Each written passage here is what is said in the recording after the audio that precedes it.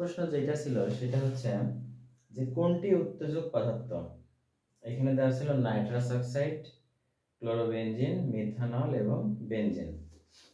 তাহলে এই প্রশ্নটা রসায়নের 1 নম্বর অধ্যায় থেকে আসছে এবং এইখানে বলা ছিল যে কোনটি উত্তেজক পদার্থ। উত্তেজক পদার্থ আমরা সবাই জানি যে এটা হচ্ছে নাইট্রাস অক্সাইড। আর অন্য যেগুলো দেওয়া ছিল তার সবগুলাই ছিল ক্লোরোবেনজিন, মিথানল, সবগুলা হচ্ছে বিষাক্ত পদার্থ। তাহলে 1 নম্বর প্রশ্ন যেটা সেটার উত্তর হবে হচ্ছে নাইট্রাস অক্সাইড। ওকে, এবার খুব ইন্টারেস্টিং একটা প্রশ্ন ছিল যে নিচের কোনটির আন্তঃআণবিক শক্তি সবচেয়ে বেশি। ওকে, এখানে অপশনে যেগুলো ছিল সেগুলো আগে আমি লিখে নিই। কোনটির আন্তঃআণবিক শক্তি সবচেয়ে বেশি? কয়ে ছিল হাইড্রোজেন, ক্ষয়ে ছিল নাইট্রোজেন, গয়ে ক্লোরিন এবং ঘতে ছিল আয়োডিন। ওকে, আন্তঃআণবিক শক্তি কোনটার বেশি এটা আমরা দুইভাবে বের করতে পারবো। দুইভাবে কিভাবে? আমি যদি এমনিতে এটা সাধারণ অবস্থায় বা সাধারণ তাপমাত্রায় এইটা বা কক্ষ তাপমাত্রায় এগুলার কোনটা কোন অবস্থায় থাকে, আমরা এখানে যতগুলা দেখতে পাচ্ছি সবগুলার মধ্যেই কিন্তু সমযোজী বন্ধন বিদ্যমান, এটা বোঝাই যাচ্ছে এখান থেকে দেখে। এখন সমযোজী বন্ধনের মধ্যে সাধারণ তাপমাত্রায় অধিকাংশ পদার্থগুলাই তরল অথবা গ্যাসীয় অবস্থায় থাকে। এখন এর মধ্যে আমরা সবাই জানি যে আয়োডিন যেটা আছে এটা সাধারণ তাপমাত্রায় আয়োডিন, ন্যাপথালিন এগুলা কঠিন অবস্থায় থাকে। তাহলে এইটা থাকে কঠিন অবস্থায় এবং আমরা এটাও জানি যে কঠিন অবস্থায় যারা থাকে তাদের আন্তঃআণবিক শক্তি বা আন্তঃকণ আকর্ষণ শক্তিটা সবচেয়ে বেশি। তাহলে উত্তর হবে আয়োডিন। যে টাংস্টেনের প্রতীক কোনটি? টাংস্টেনের প্রতীক ডাব্লিউ, এটা আছে কেমিস্ট্রির 3 নম্বর অধ্যায়ে। 3 নম্বর অধ্যায় এবং এইটা হইতেছে ল্যাটিন নাম যেগুলো দেওয়া আছে না ওইখানে দেওয়া আছে। ডাব্লিউ তে হইতেছে যে ওলফ্রাম। হ্যাঁ, এইটা 3 নম্বর অধ্যায়ে আছে, এটা সবাই পারবেন আশা করি। এরপরে যেটা দেওয়া আছে কোনটিতে ইলেকট্রন আগে প্রবেশ করে, এটা খুবই ইম্পর্টেন্ট। এটা আমরা 5s খতে দেওয়া ছিল 5d, গতে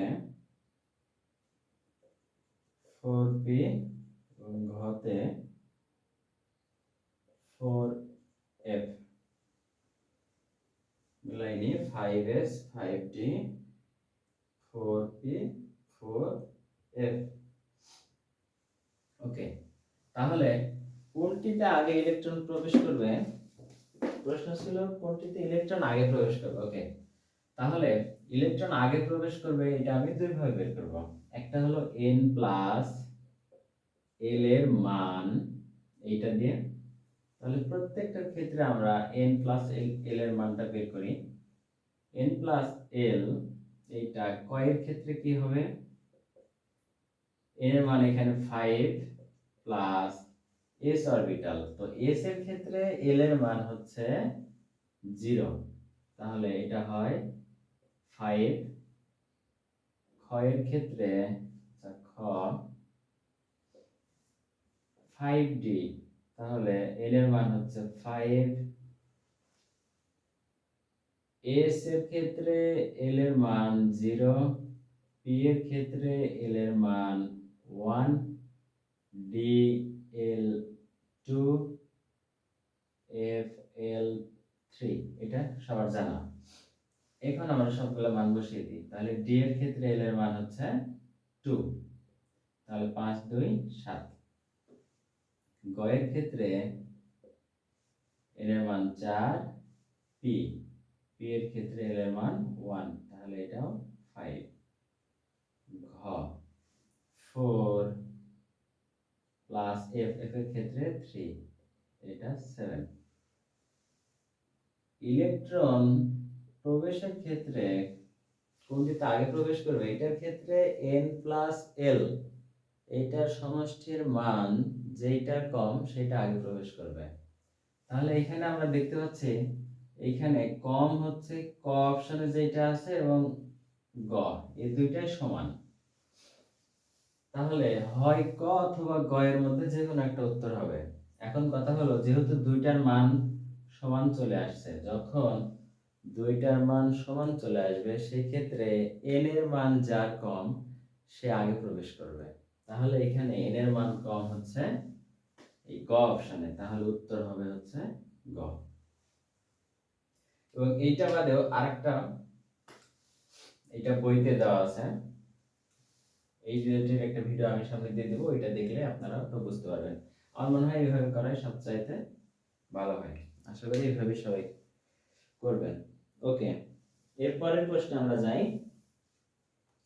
এটা 5 নম্বর প্রশ্ন ছিল 27 গ্রাম পানিতে কত মোল পানি বিদ্যমান। ওকে,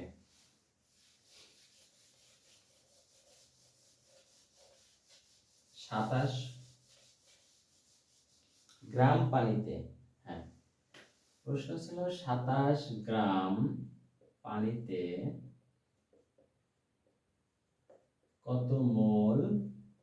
ওকে, আমরা পানির আণবিক ভর জানি, হাইড্রোজেন 2 অক্সিজেন 16, তাহলে 2 + 16 = 18 গ্রাম। এই 18 গ্রাম সমান আমরা জানি 1 মোল। ওকে, এখন 18 গ্রামে যদি 1 মোল থাকে তাহলে 1 গ্রামের ক্ষেত্রে অবশ্যই 1/8 এত মোল, এবং 27 গ্রাম, তাহলে 27/18, 3 দ্বারা কাটলে 9, 3 দ্বারা কাটলে 6, বা আমি যদি সরাসরি 9 দ্বারা কাটলে হয়তো, আচ্ছা যা হোক, তাহলে এখানে আমি 3 দ্বারা কাটলে 2, 3 3 9, অর্থাৎ 1.5 মোল। তাহলে 27 গ্রাম পানিতে কত মোল? 1.5 মোল। তাহলে উত্তর হবে 1.5 মোল, যেটা অপশন ছিল হচ্ছে গ নম্বরে, গ এ ছিল এটা। তাহলে এটা হবে হচ্ছে উত্তর গ। ওকে, এরপরে আমরা আরেকটা দেখে নিই, এবং এটা উদ্দীপক আকারে ছিল যে নিচে পর্যায় সারণীর খণ্ডিত অংশ হতে 6 এবং 7 নং প্রশ্নের উত্তর দাও। তাহলে এইটা আমরা আগে এই উদ্দীপকটা আগে লিখে নিই। ওকে, উদ্দীপকটা ছিল এমন,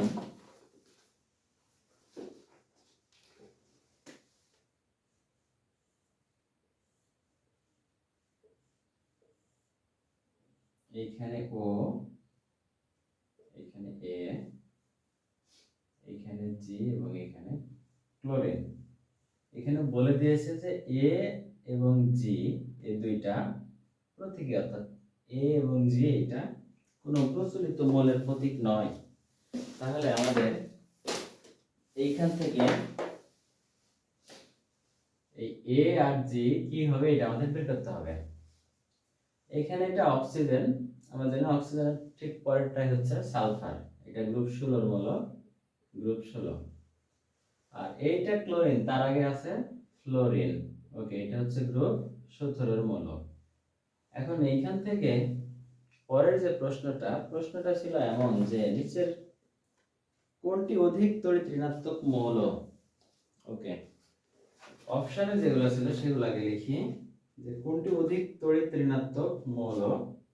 কয়ে ছিল অক্সিজেন, ক্ষয়ে জি, অর্থাৎ ফ্লোরিন। সুন্দর করে আমরা প্রশ্নের পাশে এভাবে লিখে নেব, এটা ফ্লোরিন। গ নম্বর অপশন ছিল ক্লোরিন, এবং ঘ নম্বর অপশনে ছিল এ কি সালফার। এখন এইখানে বলে দিয়েছে যে নিচের কোনটি অধিক তড়িৎ ঋণাত্মক মৌল। এইখান থেকে আমরা এটা দেখে আমরা বুঝতে পারছি যে এখানে হচ্ছে ফ্লোরিন হচ্ছে অধিক তড়িৎ ঋণাত্মক মৌল। তারপরেও আমি একটা টেকনিক লিখে দিচ্ছি, সেটা সবাই আমি লিখে দিচ্ছি বোর্ডে এখন। তার মানে এটার উত্তর হবে হচ্ছে ফ্লোরিন। আচ্ছা, টেকনিকটা আগে লিখে দিই, তাহলে আমি হলো লাল কালার দিয়ে লিখি। এইটা হলো ফ্লোরিন, ওমরের হচ্ছে অক্সিজেন, কৈলনাতে হচ্ছে ক্লোরিন, নাতে হলো নাইট্রোজেন, বুইড়াতে হলো ব্রোমিন, এটাতে হলো সালফার, আয়লতে হলো আয়োডিন, পড়াইতে ফসফরাস, হাসিতে হলো হাইড্রোজেন। অর্থাৎ এই মৌলগুলোর মধ্যে ফ্লোরিনের তড়িৎ ঋণাত্মকতা সবচেয়ে বেশি, তারপরে অক্সিজেন, তারপরে ক্লোরিন, তারপরে নাইট্রোজেন, তারপরে ব্রোমিন, এইভাবে। তার মানে অপশন থেকে আমরা বুঝতে পারছি যে এখানে উত্তর হবে হচ্ছে খ। এর পরের প্রশ্ন যেটা, সেটা হলো যে, আচ্ছা এটা আমি মিশাই দিয়েছি, আপনারা স্ক্রিনে দেখতে পাচ্ছেন।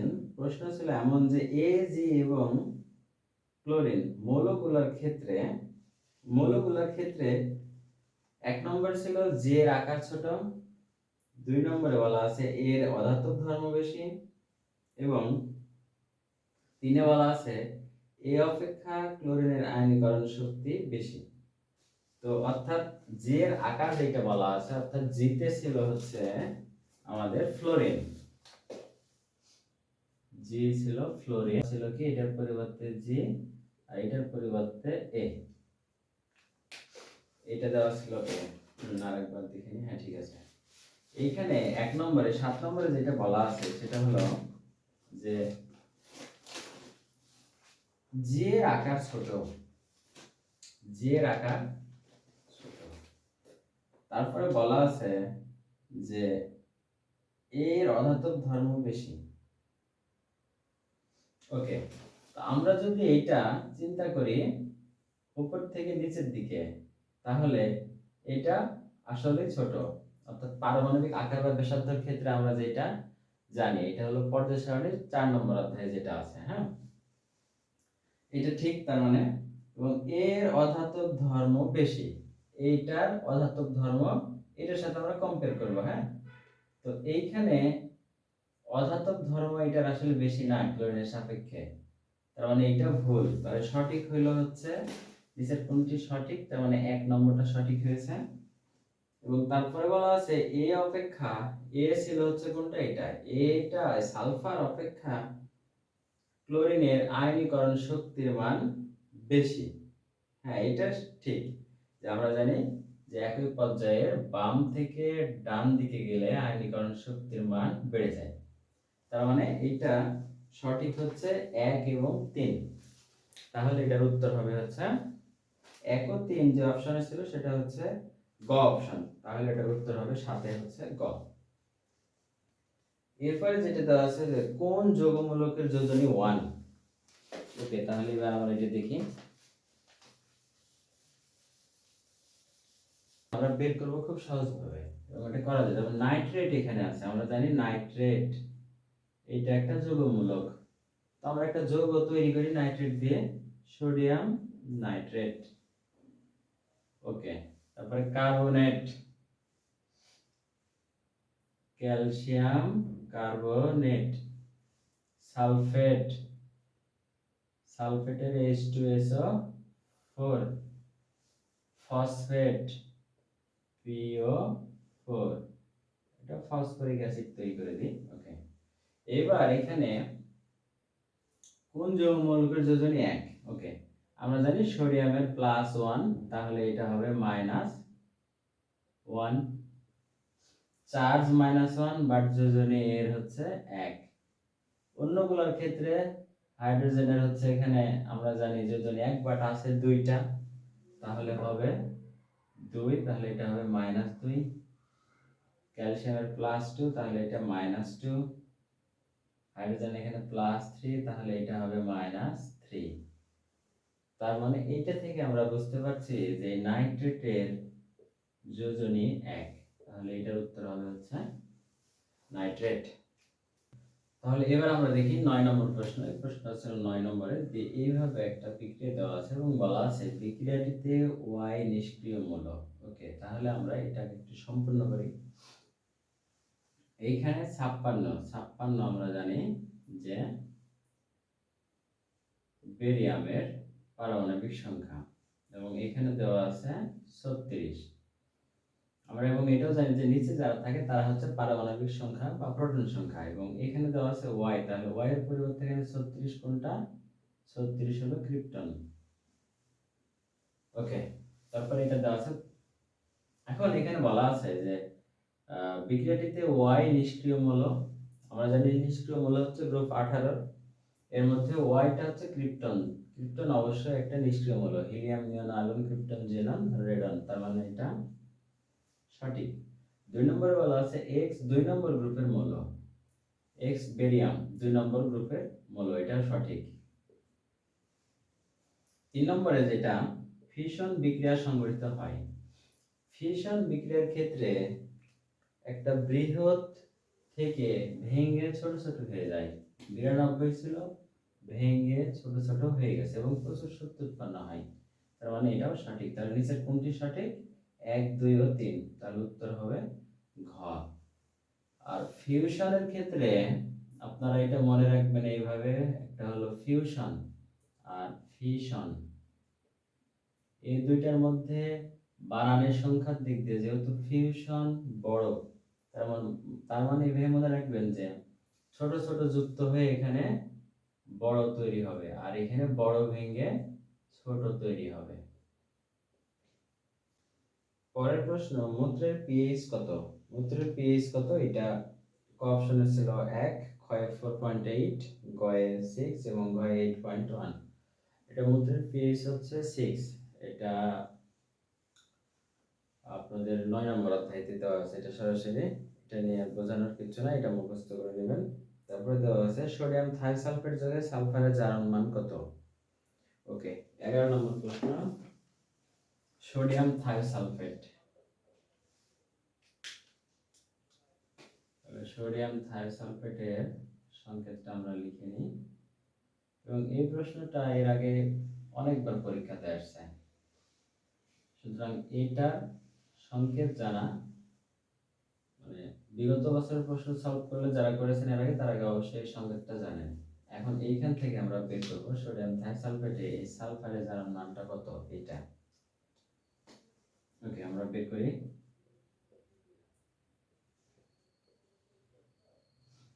আমরা জানি আমাদের প্রশ্নের হলো যে এখান থেকে সালফারেটটা বের করতে হবে। ওকে, এখানে অক্সিজেনের জারণ মান আমরা জানি -2, তাহলে এখানে আছে অক্সিজেন 3টা, তাহলে -2 গুণন 3 অর্থাৎ -6।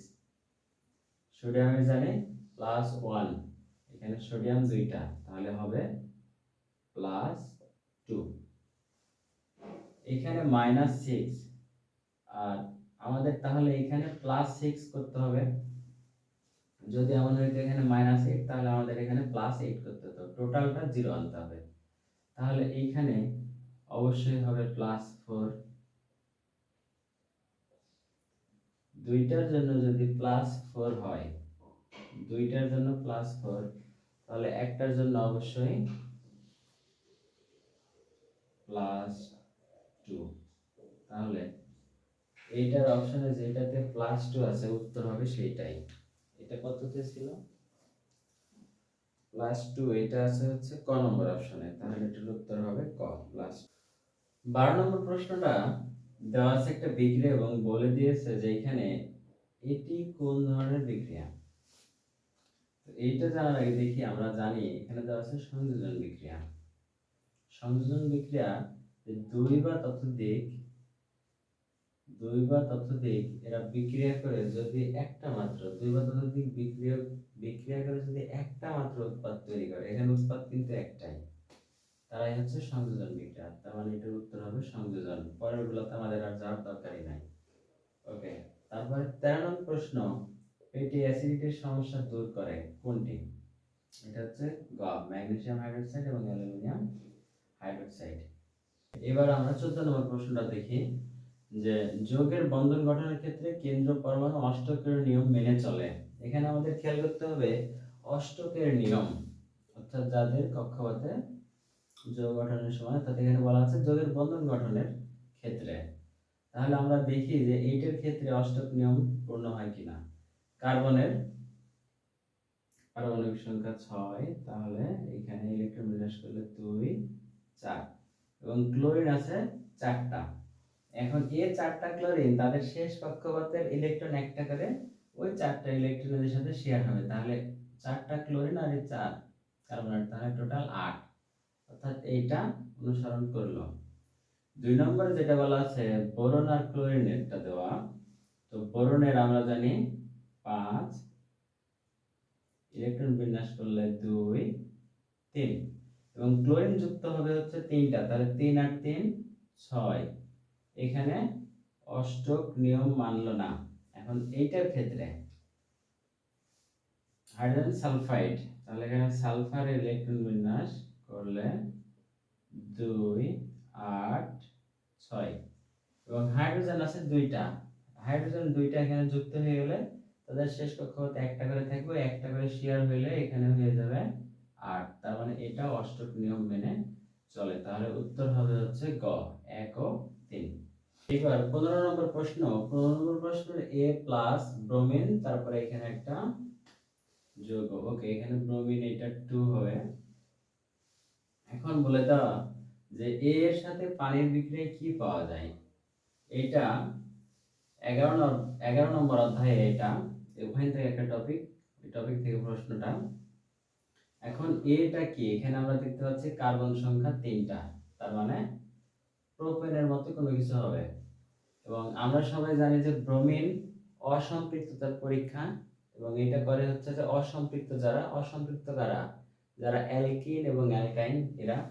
তাহলে এইখান থেকে এবং ব্রোমিন 2টা আছে, তার মানে এটা বোঝাই যাচ্ছে যে হবে প্রোপেন CH3 CH11 CH2।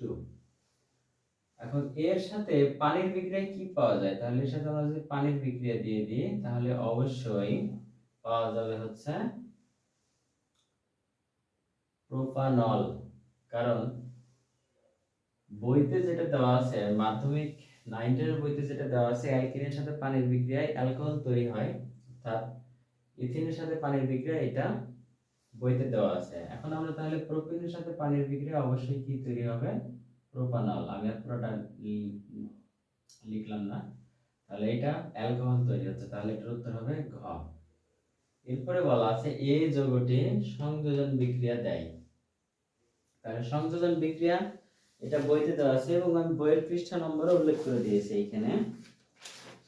ওকে, তাহলে সংযোজন বিক্রিয়ার ক্ষেত্রে হাইড্রোজেন দিয়ে সংযোজনের বিক্রিয়া করলে অবশ্যই এর সংযোজন বিক্রিয়া করে, এবং এটা তখন উৎপন্ন হয়ে যাবে প্রোপেন। কি উৎপন্ন হবে, প্রোপেন। তার মানে এটা সংযোজন বিক্রিয়া দেয়। ওকে, তারা পলিমার উৎপন্ন করে, অবশ্যই করে। ইথিন থেকে পলিমার হলো পলিথিন, প্রোপিনের পলিপ্রোপেন, তার মানে এটাও সঠিক। 3 নম্বরে বলা আছে এটা যে potassium permanganate plus potassium hydroxide দ্রবণ দ্বারা জারণ বিক্রিয়া দেয়। এই বিক্রিয়াটাও বইতে দেওয়া আছে, এবং এটা বইতে যেটা দেওয়া আছে ইথিলিন গ্লাইকল উৎপন্ন। তো এইটা যেহেতু প্রোপিন, তাহলে উৎপন্ন হবে প্রোপিলিন গ্লাইকল। তার মানে উত্তর হবে কোনটি সঠিক, 1 2 ও 3, তাহলে সবগুলোই সঠিক। দেখা যাচ্ছে যে টয়লেট ক্লিনারের মূল উপাদানে কোন ধাতু থাকে। এটা 17 নম্বর প্রশ্ন। টয়লেট ক্লিনারের মূল উপাদান আমরা জানি সোডিয়াম হাইড্রোক্সাইড, যেটাকে কি বলা হয়, কস্টিক সোডা। তাহলে সোডিয়াম হাইড্রোক্সাইড এটা হচ্ছে টয়লেট ক্লিনারের মূল উপাদান। তাহলে ধাতু এখানে কোনটা, সোডিয়াম, তাহলে উত্তর হবে সোডিয়াম। সোডিয়াম এটা অপশনে ছিল কয়ে, তাহলে এটার উত্তর হবে গ। এটা প্রশ্ন নম্বর 17। এর পরের প্রশ্ন 18 নম্বর প্রশ্ন, যে এটাতে কত অণু পানি যুক্ত থাকে। তাহলে কাপড় কাঁচা সোডার সংকেত হচ্ছে সোডিয়াম কার্বনেট 10 অণু পানি। এটা একদম লাস্টের অধ্যায়, শেষের অধ্যায়ে আছে। তো এইটাকে আমরা জানি এই সোডিয়াম কার্বনেটকে বলা হয় সোডা অ্যাশ, আর এখানে তার সাথে 10 অনু পানি যুক্ত থাকলে তাকে আমরা বলি কাপড় কাচা সোডা। বাট এইটা কনফিউশন বাদে আরো সোডা আছে, বেকিং সোডা, খাবার সোডা, এইটার সঙ্গে হলো সোডিয়াম বাইকার্বনেট। এটা কনফিউশন করা যাবে না। আর কাপড় কাচা সোডা সেটা তাহলে কত অনু পানি যুক্ত থাকবে? 10 অনু। 10, এই অপশনটা ছিল ক্ষয়ে, তাহলে এটার উত্তর হবে হচ্ছে খ। বেকিং সোডা, খাবার সোডা, ওকে, বেকিং পাউডারও লিখতে পারি আমরা, সমস্যা নাই। বেকিং পাউডার, বেকিং পাউডার এটার সংকেত সোডিয়াম বাই কার্বনেট। এর পরের প্রশ্ন 19 নং প্রশ্ন, 10 গ্রাম ক্যালসিয়াম কত গ্রাম অক্সিজেনের সাথে বিক্রিয়া সম্পন্ন করে? ওকে, আগে আমরা দেখি যে আসলে ক্যালসিয়াম অক্সিজেনের সাথে কত গ্রামের সাথে করে। এটা ক্যালসিয়াম প্লাস অক্সিজেন, তাহলে উৎপন্ন হবে ক্যালসিয়াম অক্সাইড, যেটাকে আমরা চুন বলে থাকি। ওকে, এখন এইখানে অক্সিজেন দুইটা, তার মানে এখানে 2, এখানেও 2। ক্যালসিয়ামের ভর জানি আমরা 40, তাহলে 40 দুগুণ এটা হয়ে যাবে 80 গ্রাম। অক্সিজেন 16 দুগুণ 32। ওকে, এইখানে আমরা দেখতে পাচ্ছি যে 80 গ্রাম ক্যালসিয়াম বিক্রিয়া করেছে 32 গ্রামের সাথে, তাহলে 80 গ্রাম বিক্রিয়া করে 32 গ্রাম অক্সিজেনের সাথে। 1 গ্রাম, তাহলে 32 ভাগ 80 গ্রাম অক্সিজেনের সাথে, এবং প্রশ্নে বলা ছিল 10 গ্রাম, তাহলে 10 গ্রাম 32 গুণন 10 ভাগ 80, 8 4 আসছে 32, তাহলে 4 গ্রাম অক্সিজেন। 4 গ্রাম অক্সিজেন, এটা আছে ঘয়ে, অপশন ঘয়ে ছিল 4, তার মানে এটা উত্তর ঘ, 4 গ্রাম। ওকে, এবার 20 নং প্রশ্ন, যে কোনটি মৃদু তড়িৎ বিশ্লেষ্য? যে যৌগগুলা দ্রবণের মধ্যে খুব কম পরিমাণে আয়নিত অবস্থায় থাকে তারাই হচ্ছে মৃদু তড়িৎ বিশ্লেষ্য। এটা তোমাদের বইয়ের পৃষ্ঠা নম্বর 182-তে এটা বলা আছে। এবং আমরা জানি মৃদু তড়িৎ বিশ্লেষ্য কারা? ইথানোয়িক অ্যাসিড বা অ্যাসিটিক অ্যাসিড এবং পানি। যেহেতু এখানে পানি অপশন ছিল না, শুধু ছিল ইথানোয়িক অ্যাসিড, তাহলে উত্তর হবে এটা। এবং পরের প্রশ্ন 21, একটা উদ্দীপক দিয়ে বলে দেওয়া আছে যে এ এর নিউট্রন সংখ্যা কত। প্রশ্নটা খুবই সহজ, আমরা সকলে জানি যে এইটা থেকে, অর্থাৎ ভর সংখ্যা থেকে প্রোটন সংখ্যা যদি আমরা বাদ দিই তাহলে আমরা নিউট্রন সংখ্যা পাবো। তাহলে 39 থেকে 19 বাদ দিলে পাওয়া যায় হচ্ছে 20, যেটা গ নং অপশনে ছিল। ওকে, তাহলে এটার উত্তর হবে গ। এবং পরে বলে দেওয়া আছে যে এ এর শেষ স্তরে ইলেকট্রন সংখ্যা কত। আমরা জানি একটা পরমাণুতে যতটা প্রোটন থাকে ঠিক ততটাই ইলেকট্রন থাকে। এখানে প্রোটন সংখ্যা 19, ইলেকট্রন সংখ্যা এখানে 19 হয়তো, বাট এখানে পজিটিভ দেওয়া হয়ে গেছে, তো সে একটা ইলেকট্রন ত্যাগ করছে। এখানে কিছু নাই, মানে 1 প্লাস, যদি এখানে 2 থাকতো তাহলে দুইটা ইলেকট্রন ত্যাগ বুঝাইতো। যেহেতু এখানে কোনো কিছু নাই, তার মানে 1, তাহলে একটা ইলেকট্রন, তাহলে 19 থেকে হয়ে গেছে 18, তাহলে এখানে ইলেকট্রন হয়ে গেছে সংখ্যা 18টি। এখন এর শেষ স্তর, এখন আমরা যদি 18 ইলেকট্রন বিন্যাস করি তাহলে ইলেকট্রন বিন্যাস দাঁড়ায় 2 8 8, তার মানে তার শেষ স্তরের ইলেকট্রন সংখ্যা হবে 8টি। ওকে, এরপরে যে প্রশ্নটা আছে, এটি মধ্যম মানের সক্রিয় ধাতু। আচ্ছা, এটা নিয়ে আমি একদম শেষে আলাপ করছি।